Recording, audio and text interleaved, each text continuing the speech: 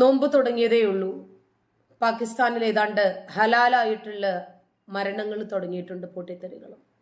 നോമ്പ് പിടിച്ചു, ഇനിയും ഇരുമ്പ് നിക്കറിട്ട് പൊട്ടിത്തെറിച്ച് പരലോകത്ത് ചെന്ന് അള്ളാഹുവിന്റെ അടുത്ത് ചെന്ന് സംസം വെള്ളം കുടിച്ച് പ്രവാചകന്റെ കയ്യിൽ നിന്ന് ഹൗലൽ കൗസർ വാങ്ങി കുടിച്ചിട്ട് വേണം നോമ്പ് തുറക്കാൻ. എന്നിട്ട് നേരെ ഹൂരികളുടെ അടുത്തേക്ക് ഒരു ഒറ്റ പോക്കാണ്. ഇതാണ് ഇവരുടെ നീയത്ത് എന്ന് പറഞ്ഞാൽ ഉദ്ദേശം. അപ്പോ പാകിസ്ഥാനില് ഇവരെന്ത് ചെയ്താലും കൊല്ലുന്നതും കൊല്ലപ്പെടുന്നതും ഞമ്മന്റെ ആളുകളാണ്. രണ്ടുപേരും വിളിക്കുന്നത് അള്ളാഹു അക്ബർ എന്നാണ്. ഇതാണ് ആകെ ഒരു സമാധാനം. അള്ളാഹു ഇവരിൽ ആരുടെ കൂടെ നിൽക്കും എന്നൊന്നും ചോദിക്കരുത്. ആ ചോദ്യമൊക്കെ ആസ്ഥാനത്താണ്. കാരണം പടച്ചോൻ എപ്പോഴും പടച്ചോനു വേണ്ടി കൊല്ലുന്നവനോടൊപ്പമാണ് നിൽക്കുക. കൊല്ലപ്പെടുന്നവനെ രണ്ടാമതേ പരിഗണിക്കും. ഏറ്റവും കൂടുതൽ തലയെടുത്തവന് അവാർഡും റിവാർഡും പെണ്ണുങ്ങളെയും കള്ളിന്റെ പുഴയും ഒക്കെ നൽകാൻ വേണ്ടി കാത്തിരിക്കുന്ന പടച്ചോനെ സംബന്ധിച്ചിടത്തോളം നൈതികതയും യുക്തിയും നീതിബോധവും ഒന്നും നമ്മൾ അവിടെ അന്വേഷിച്ചിട്ട് കാര്യമില്ല. റമദാൻ തുടങ്ങാൻ കാത്തിരിക്കും ഇവർ പൊട്ടിത്തെറിക്കാൻ. പാകിസ്ഥാനിലെ സൈനിക കേന്ദ്രത്തിൽ ഉണ്ടായ ഭീകരാക്രമണത്തിൽ 15 പേരാണ് ഹലാലായിട്ട് കൊല്ലപ്പെട്ടത്. 30 പേർ ഹലാൽ കൊലയെ കാത്തുകിടപ്പുണ്ട്. ഇന്നാലില്ല പറഞ്ഞു അല്ലാഹു അക്ബറും ലാ ഇലാഹ ഇല്ലല്ലാഹും പറഞ്ഞു ഒരു 30 ആളുകള് കാത്തുകിടപ്പുണ്ട്. എങ്ങനെയെങ്കിലും അവരുടെയും ആഗ്രഹം എന്താണ്? അങ്ങ് തീർന്നു കിട്ടിയാൽ മതി. റമദാൻ മാസമാണല്ലോ, പെട്ടെന്ന് സ്വർഗത്തിലേക്ക് നേരിട്ടാണ് എത്തുന്നത്, വിചാരണ പോലുമില്ലാതെ.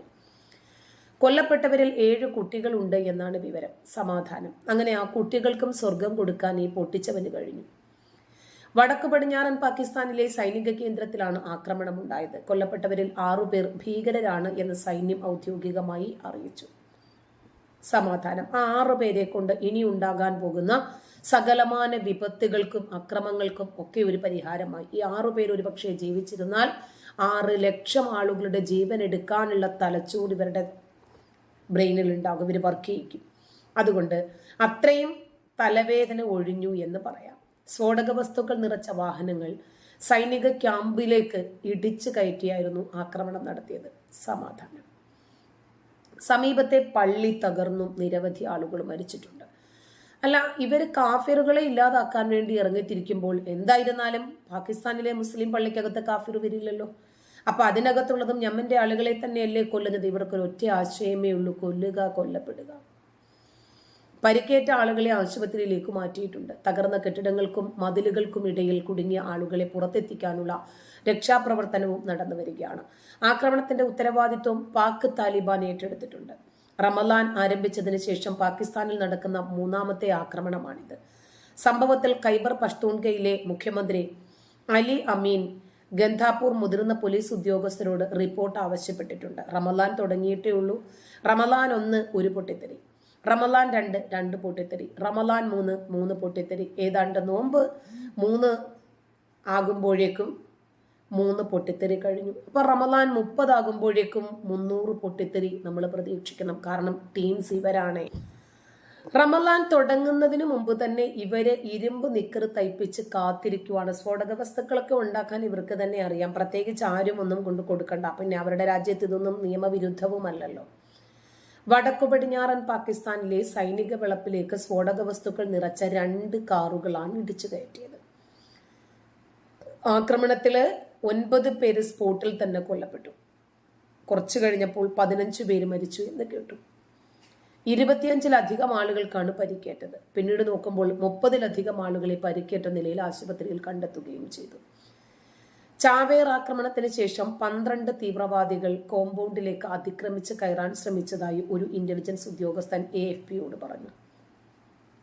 ബന്നുവിലെ ആക്രമണത്തിന്റെ ഉത്തരവാദിത്വം പാകിസ്ഥാൻ താലിബാൻ തീവ്രവാദ ഗ്രൂപ്പുമായി ബന്ധമുള്ള ജെയ്ഷെ അൽ ഫുർസാൻ ഏറ്റെടുത്തു.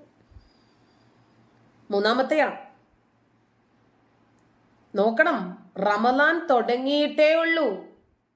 ആദ്യം നടത്തിയത് വേറൊരു തീവ്രവാദ ഗ്രൂപ്പ്, രണ്ടാമത് നടത്തിയത് മറ്റൊരു തീവ്രവാദ ഗ്രൂപ്പ്. ഇപ്പോൾ 3ാമത്തെ തീവ്രവാദ ഗ്രൂപ്പും ഏറ്റെടുത്തിട്ടുണ്ട്. ഖൈബർ പഷ്തൂൺഖ പ്രവിശ്യയിലെ വിശാലമായ സൈനിക മേഖലയിലാണ് ഈ ആക്രമണവും നടക്കുന്നത്. പാകിസ്ഥാൻ താലിബാൻ പോലെയുള്ള തീവ്രവാദ ഗ്രൂപ്പുകൾ സജീവമായിട്ടുണ്ട്.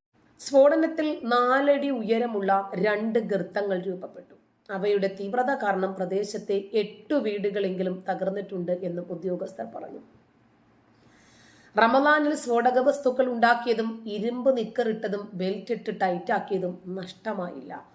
കാരണം ഇവർ ഉദ്ദേശിക്കുന്നത് എത്രമാത്രം നാശനഷ്ടങ്ങൾ ഉണ്ടാക്കാമോ അത്രമാത്രം നമ്മൾ എടുത്ത എഫേർട്ടിന് റിസൾട്ട് ഉണ്ട് എന്നാണ്. സമാധാനിക്കാം. ഇതൊക്കെ കാണുന്ന പടച്ചിറബും എത്രമാത്രം സന്തോഷിക്കുകയും സമാധാനിക്കുകയും ചെയ്യും. എന്തായിരുന്നാലും എനിക്ക് വേണ്ടി അവൻ തുനിഞ്ഞിറങ്ങി, അത് നഷ്ടമായില്ല എന്ന് പടച്ചവനും സമാധാനിക്കാം. വിശുദ്ധ റമദാൻ മാസത്തിൽ വൈകുന്നേരത്തെ പ്രാർത്ഥനയ്ക്കിടയിലാണ് സ്ഫോടനം നടന്നത്. സമാധാനം. നോമ്പ് തുറക്കാൻ വേണ്ടി ഈത്തപ്പഴവും സംസം വെള്ളവും ഒക്കെ വെച്ച് കാത്തിരിക്കുമ്പോഴാണ് ഈ സ്ഫോടനം ഉണ്ടാകുന്നത്. ആ സമയത്ത് മിക്ക ആളുകളും നോമ്പ് തുറക്കുമായിരുന്നു. സ്ഫോടനം ഒരല്പം താമസിച്ചിരുന്നെങ്കിൽ. അപ്പോൾ ഈ നോമ്പ് പിടിച്ച ആളുകൾ നോമ്പ് തുറക്കാതെയാണ് പൊട്ടിത്തെറിച്ചിരിക്കുന്നത്. അപ്പോൾ അള്ളാഹുവിന് കൂടുതൽ സന്തോഷം. അവനിവിടെ ഞാൻ തേനിന്റെയും പാലിന്റെയും നദി തന്നെ നൽകുമല്ലോ, പുഴ തന്നെ നൽകുമല്ലോ നോമ്പ് തുറക്കാൻ. പിന്നെ നോമ്പ് തുറന്നിട്ട് കഴിക്കാനാണെങ്കിൽ മീനിന്റെ കരൾ, പൊരിച്ച മീനിന്റെ സ്പൈസി ആയിട്ടുള്ള കരളും കട്ടിത്തേനും ഉണ്ടാക്കി വെച്ചിട്ടുണ്ട്. 6-ാം നൂറ്റാണ്ടിലെ പുരോഗമിക്കാത്ത ഭക്ഷണ രീതി. അവിടെ പോയിട്ട് ഇവര് ഫ്രൈഡ് ചിക്കനും അതല്ലെങ്കിൽ തന്തൂരിയും ഷവർമയും അങ്ങനെ അൽഫാം മന്തിയൊന്നും ചോദിച്ചിട്ട് കാര്യമില്ല. കാരണം പഠിച്ചവനും പ്രവാചകനും അപ്ഡേറ്റഡ് അല്ല എന്ന് നമുക്കറിയാമല്ലോ. അപ്പൊ 6-ാം നൂറ്റാണ്ടിലെ ആളുകൾക്ക് സ്വപ്നം കാണാൻ പോലും സാധിക്കാത്ത സ്പൈസി ആയിട്ടുള്ള മീനിന്റെ പൊരിച്ച കരളങ്ങട് തരും, കട്ടിത്തേനും തരും, മുക്കിക്കോണം നാക്കിക്കോണം. അപ്പൊ ഇവരുടെ നോമ്പ് ഇവർക്ക് ഇവിടെ തുറക്കാൻ പറ്റിയിട്ടില്ലെങ്കിലും പടച്ചവൻ വിഭവസമൃദ്ധമായിട്ടുള്ള ഇഫ്താർ വിരുന്നൊരുക്കി കാത്തിരിപ്പുണ്ട്. ആ വേദിയിൽ ഉണ്ടാകുന്നത് മലക്കുകളും പടച്ചവനും മാത്രമായിരിക്കും. സമാധാനായില്ലേ? പാകിസ്ഥാനിലെ അതേ പ്രവിശ്യയിലെ പ്രധാന താലിബാൻ നേതാക്കൾ പഠിക്കുന്ന ഒരു ഇസ്ലാമിക മതപഠനശാലയിൽ നടന്ന ചാവേർ ബോംബാക്രമണത്തിൽ 6 പേര് കൊല്ലപ്പെട്ടതിന് ദിവസങ്ങൾക്ക് ശേഷമാണ് വീണ്ടും ആക്രമണം നടക്കുന്നത്. 2021 ഓഗസ്റ്റില് അഫ്ഗാനിസ്ഥാനിൽ താലിബാൻ അധികൃതർ അധികാരത്തിൽ തിരിച്ചെത്തിയതിനു ശേഷം പാകിസ്ഥാനിൽ സമാനമായിട്ടുള്ള ആക്രമണങ്ങൾ വർദ്ധിച്ചു വരികയാണ്. കഴിഞ്ഞ നവംബറിൽ ഒരു സുരക്ഷാ പോസ്റ്റിൽ നടന്ന ഒരു ചാവേർ കാർ ബോംബ് സ്ഫോടനത്തിൽ 12 സൈനികർ കൊല്ലപ്പെടുകയും നിരവധി പേർക്ക് പരിക്കേൽക്കുകയും ചെയ്തിരുന്നു. നമ്മൾ ഈ വാർത്തകളൊന്നും നമ്മൾ നോക്കുന്ന രൂപത്തിൽ നമ്മുടെ നാട്ടിലെ മലയാള മാധ്യമങ്ങളിൽ ഒന്നും തപ്പരുത് കിട്ടില്ല. വിദേശ മാധ്യമങ്ങളിൽ നിന്ന് നമ്മൾ എടുത്ത് ട്രാൻസ്ലേറ്റ് ചെയ്തിട്ട് വേണം ഇത് ജനങ്ങളെ അറിയിക്കാൻ. കാരണം ഇതൊക്കെ വിശുദ്ധ റമദാനിലെ പൊട്ടിത്തെറികളാണ്. ഇവരുടെ ഉള്ളിലിരിക്കുന്ന ഒരു മതബോധമുണ്ടല്ലോ, അത് അത്ര പെട്ടെന്നൊന്നും പോകത്തില്ല. കാരണം ഏതാണ്ട് ഒരു 4 വയസ്സ് മുതൽ രൂപപ്പെടുന്നതാണ് ഇത്തരം അന്ധവിശ്വാസങ്ങളെ സംബന്ധിച്ചിട്ടുള്ള അറിവ്.